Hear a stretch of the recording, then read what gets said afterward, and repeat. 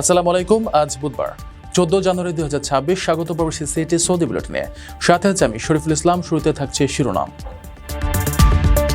Saudi আরবে চরম আবহাওয়া বিপর্যয়, এলাকা ভেদে রেড ও অরেঞ্জ অ্যালার্ট জারি। থাইল্যান্ডে চলন্ত ট্রেনের উপর ভেঙে পড়ল বিশালাকার ক্রেন, অন্তত 28 জন নিহত। সৌদি জুড়ে বয়ে যাচ্ছে শৈত্যপ্রবাহ, তাপমাত্রা -4 ডিগ্রিতে নামার পূর্বাভাস। অজান্তে প্রবাসীদের ইকামায় সিম খুলে ভাওতাবাজি যাচাই করা যাবে সহজেই। 2 কোটি টাকা খরচ করে 24 বছরের তরুণীকে বিয়ে, বৃদ্ধের কাণ্ডে নেট দুনিয়ায় চাঞ্চল্য। দর্শক দেখছিলেন শিরোনাম, এবার পুরো খবর। প্রবাসীদের জন্য নির্মাণ হচ্ছে দেশের প্রথম স্মার্ট সিটি, যেখানে থাকছে স্কুল, মসজিদ, হাসপাতাল, সুইমিং পুল, হেলিপ্যাড, পাঠাগার, জিম, সুপারমার্কেট, শিশু পার্ক সহ সকল নাগরিক সুবিধা। মাত্র 30 লাখ টাকা বিনিয়োগে মিলছে আকর্ষণীয় ফ্ল্যাট। প্লাটিনাম ইনভেস্টরদের জন্য ঢাকা বিমানবন্দরে ভিআইপি প্রোটোকল সুবিধা। বিস্তারিত জানতে যোগাযোগ করুন স্ক্রিনে দেয়া হোয়াটসঅ্যাপ অথবা ইমো নাম্বারে। সৌদি আরবে প্রকৃতি এক রুদ্রমূর্তি ধারণ করেছে। শক্তিশালী ধূলিঝড় ও জোড়ো হাওয়ার তাণ্ডবে দেশটির পূর্বাঞ্চলীয় প্রদেশ সহ রাজধানী রিয়াদের বিস্তীর্ণ জনপদ এখন বিপর্যস্ত। ধুলার আস্তরণের দৃষ্টিসীমা 1 কিলোমিটারের নিচে নেমে আসায় জাতীয় আবহাওয়া কেন্দ্র এলাকা ভেদে রেড ও অরেঞ্জ অ্যালার্ট জারি করেছে। সৌদি আরবের বেশ কিছু অঞ্চলে শক্তিশালী ধুলোঝড় ও বাতাসের কারণে জনজীবন বিপর্যস্ত হয়ে পড়েছে। দেশটির জাতীয় আবহাওয়া কেন্দ্র এনসিএম মঙ্গলবার দিনভর প্রতিকূল আবহাওয়ার পূর্বাভাস দিয়ে বিভিন্ন এলাকায় সর্বোচ্চ সতর্কতা বা রেড অ্যালার্ট এবং অরেঞ্জ অ্যালার্ট জারি করেছে। ধূলবালির তীব্রতায় অনেক স্থানে দৃষ্টিসীমা বা ভিজিবিলিটি 1 কিলোমিটারের নিচে নেমে আসায় জনসাধারণের নিরাপত্তা ও যাতায়াতে চরম বিঘ্ন ঘটছে। আবহাওয়া দপ্তরের তথ্য অনুযায়ী দেশটির পূর্বাঞ্চলীয় প্রদেশগুলো, বিশেষ করে আল খাফজি ও হাফর আল বাতিনে মঙ্গলবার বিকেল পর্যন্ত রেড অ্যালার্ট জারি ছিল। সেখানে তীব্র ধুলোঝড়ের কারণে আনুভূমিক দৃষ্টিসীমা মারাত্মকভাবে কমে গেছে। একই ধরনের সতর্কতা দেওয়া হয়েছে উত্তর সীমান্ত অঞ্চলের আল ওয়াইকিলা, আরার ও রাফা এলাকায়। সেখানে সকাল থেকে সন্ধ্যা পর্যন্ত বাতাসের তোড়ে বালু উঠতে থাকায় জনপদ কার্যত ঢাকা পড়েছে ধুলোর আস্তরণে। রাজধানী রিয়াদ শহর পার্শ্ববর্তী আল জুলফি, আল ঘাট, আল মাজমা এবং সাকরা সহ একাধিক এলাকায় অরেঞ্জ অ্যালার্ট কার্যকর রয়েছে। এসব অঞ্চলে ঝড়ো হওয়ার কারণে দৃষ্টিসীমা 1 থেকে 3 কিলোমিটারের মধ্যে সীমাবদ্ধ থাকতে পারে বলে জানানো হয়েছে। এছাড়াও রিয়াদের দক্ষিণাঞ্চল ও পূর্বাঞ্চল প্রদেশের আরও কিছু এলাকায় ইয়েলো অ্যালার্ট জারি করে বাড়তি সতর্কতা অবলম্বনের পরামর্শ দেওয়া হয়েছে।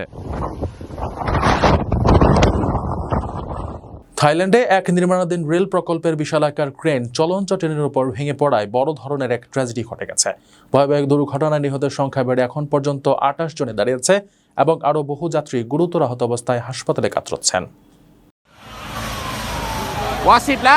থাইল্যান্ডে এক ভয়াবহ দুর্ঘটনায় অন্তত 22 জন নিহত এবং আরও কমপক্ষে 30 জন আহত হয়েছেন। বুধবার সকালে একটি নির্মাণাধীন ক্রেন ভেঙে পড়ে চলন্ত ট্রেনের উপর আঘাত করলে এই দুর্ঘটনা ঘটে। স্থানীয় সূত্রে জানা গেছে, ব্যাংকক থেকে উত্তর পূর্বে নাখুন রাতচাসিমার শিখো জেলা যাত্রা করা ট্রেনটি উভন রাতচাথানি প্রদেশের উদ্দেশ্যে রওনা দিয়েছিল।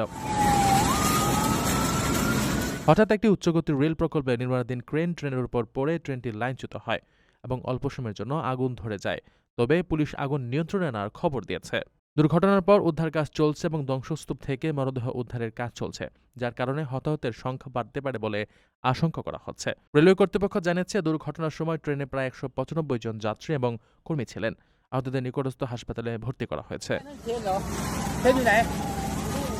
আপনার স্বপ্নগুলো আকাশ ছুবে প্রবাসীর হেলিকপ্টারের মাধ্যমে। বিয়ে, জন্মদিন অথবা যে কোনো বিশেষ প্রয়োজনে হেলিকপ্টার ভাড়া করতে যোগাযোগ করুন স্ক্রিনে দেয়া নাম্বারে। প্রবাসীর হেলিকপ্টার, নিরাপদ ও সাশ্রয়ী বাহনের বিশ্বস্ত নাম। এবার কনকনে শীতের কবলে পড়তে যাচ্ছে সৌদি আরব। আবহাওয়া দপ্তরের সর্বশেষ পূর্বাভাস অনুযায়ী আগামী কয়েকদিনে দেশটির উত্তরাঞ্চল ও মধ্যাঞ্চলের তাপমাত্রা হিমাঙ্কের 4 ডিগ্রি নিচে নেমে যেতে পারে। তাবুকা হাইলের মতো অঞ্চলে তুষারপাত ও বরফ জমার আশঙ্কায় স্থানীয় বাসিন্দা ও প্রবাসীদের জন্য সর্বোচ্চ সতর্কতা জারি করা হয়েছে। সৌদি আরবের উপর দিয়ে শৈত্যপ্রবাহ বয়ে যাওয়ার পূর্বাভাস দিয়েছে দেশটির জাতীয় আবহাওয়া কেন্দ্র এনসিএম। বুধবার থেকে শুরু হয়ে এই পরিস্থিতি শনিবার পর্যন্ত অব্যাহত থাকতে পারে। আবহাওয়া দপ্তরের তথ্য অনুযায়ী এ সময়ের মধ্যে দেশের উত্তরাঞ্চল ও মধ্যাঞ্চলের বেশ কিছু এলাকায় তাপমাত্রা হিমাঙ্কের নিচে অর্থাৎ -4 ডিগ্রি সেলসিয়াস পর্যন্ত নেমে যাওয়ার আশঙ্কা রয়েছে। শৈত্যপ্রবাহের প্রাথমিক প্রভাব পড়বে মূলত তাবুক, আল জাউফ, উত্তর আল সীমান্ত অঞ্চল এবং হাইল প্রদেশে। এছাড়া মদিনা অঞ্চলের উত্তরাংশ বুধবার থেকে কনকনে শীত অনুভূত হবে।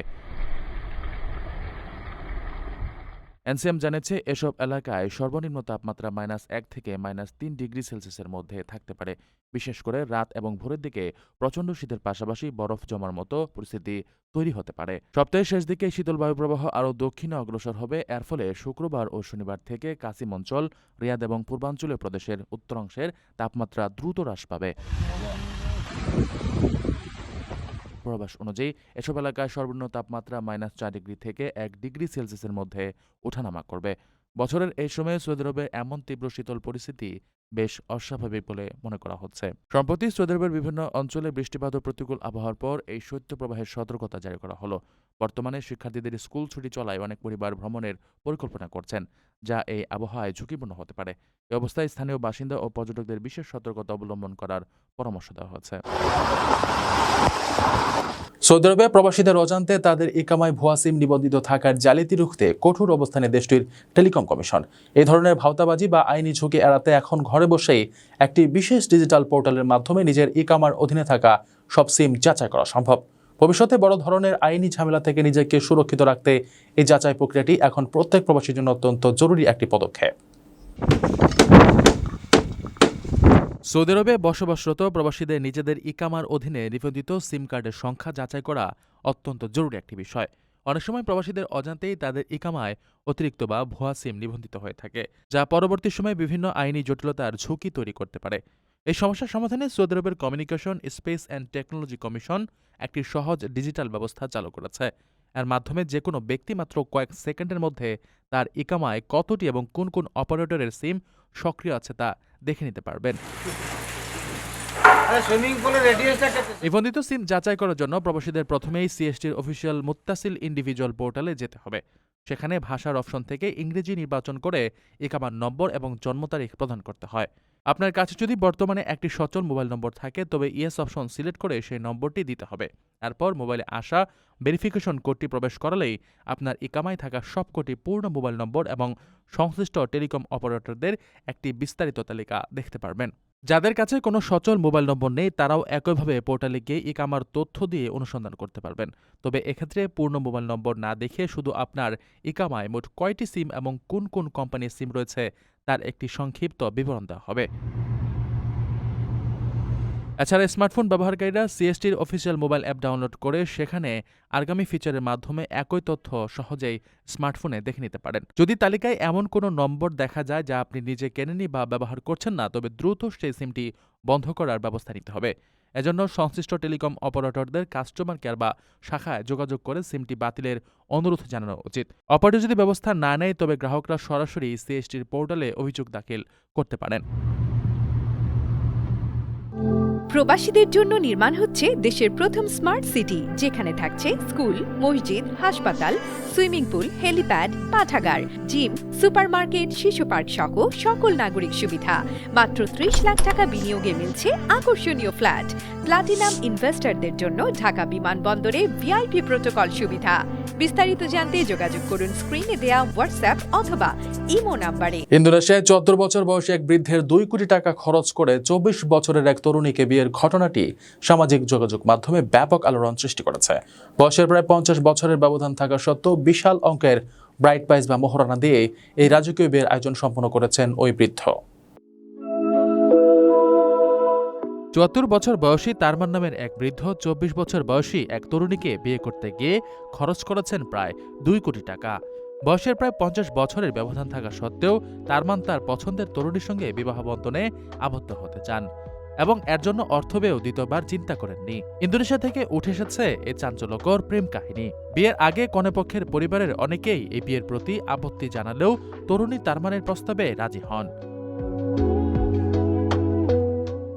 বিয়ের একটি বিশেষ শর্ত ছিল ব্রাইড প্রাইজ, অর্থাৎ বর পক্ষ থেকে কনে পক্ষকে অর্থ প্রদান, যা বৃদ্ধের কাছে কোনো আপত্তিকর বিষয় ছিল না। বিয়ের দিন এলাহি আয়োজনের মধ্যে তারমান কনের হাতে ব্রাইড প্রাইজ হিসেবে প্রায় 2 কোটি টাকার সমপরিমাণ চেক তুলে দেন, যা প্রথমে চুক্তিবদ্ধ অর্থের চেয়ে অনেক বেশি। এছাড়া বিয়ের যাবতীয় খরচও তারমান বহন করেন। তবে বিয়ের পরে বিতর্ক শুরু হয়। নবদম্পতি একসঙ্গে একটি বাইকে চড়ে কনের বাড়ি থেকে চলে যান। বিয়ের ছবি তোলার দায়িত্বে থাকা ব্যক্তিরা অভিযোগ করেন তারমান তাদের পাওনা টাকা না দিয়েই পালিয়ে গেছেন। বিষয়টি পুলিশ পর্যন্ত যায় এবং চেকের সত্যতা নিয়েও সন্দেহ সৃষ্টি হয়। এই অভিযোগ ও সমালোচনার জবাবে সোশ্যাল মিডিয়ায় তারমান জানান তিনি কোথাও পালিয়ে যাননি এবং চেকটি সম্পূর্ণ আসল। কনের পরিবার থেকেও নিশ্চিত করা হয় যে নবদম্পতি সুস্থ ও ভালো আছেন।